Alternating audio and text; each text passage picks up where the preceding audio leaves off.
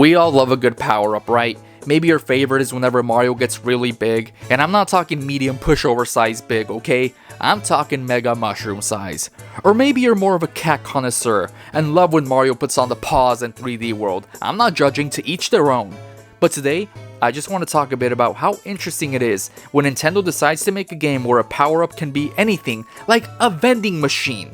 So, with Kirby, obviously that Puffball has been using the world around him as power-ups for years. I mean, it's his whole MO, it's on his resume. But being able to inhale objects like vending machines, traffic cones, and cars, you name it, it's always gonna be a blast. Oh, and speaking of blast, you could also blast out some water after inhaling some of it SpongeBob style. I had so much fun with this game, and I didn't even have the privilege of inhaling a car because I played this game with my girlfriend and I was stuck playing Mr. Banana Badanity or whatever his name is. But even then, it was still fun watching the craziness unfold in front of me. Because of this experience, this game is probably my favorite platformer on the Switch. What's that?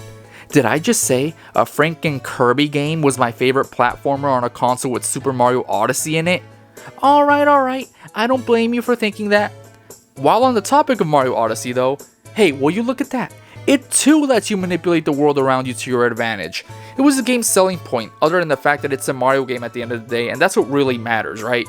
But yeah, I think it's cool how Nintendo took a relatively small risk with this game by basically eliminating the power-up system in favor of the cappy system. Jeez, I don't know what that slip-up was. And now that I say that, that's not even a small risk, that's actually like a regular sized risk.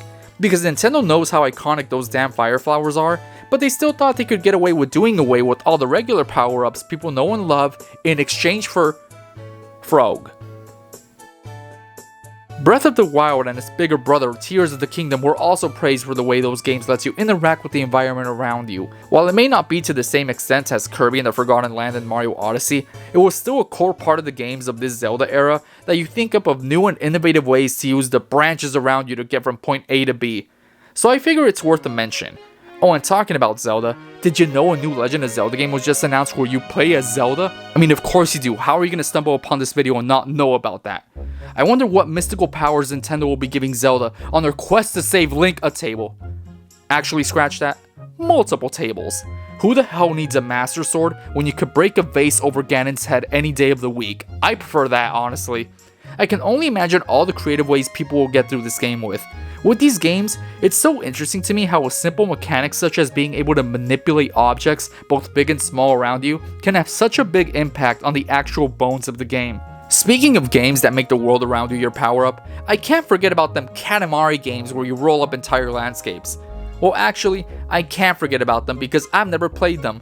Until now, technically, because as I was searching up facts about this game so I don't sound like a total buffoon while I'm talking about it, Google gave me the option to play it on my phone.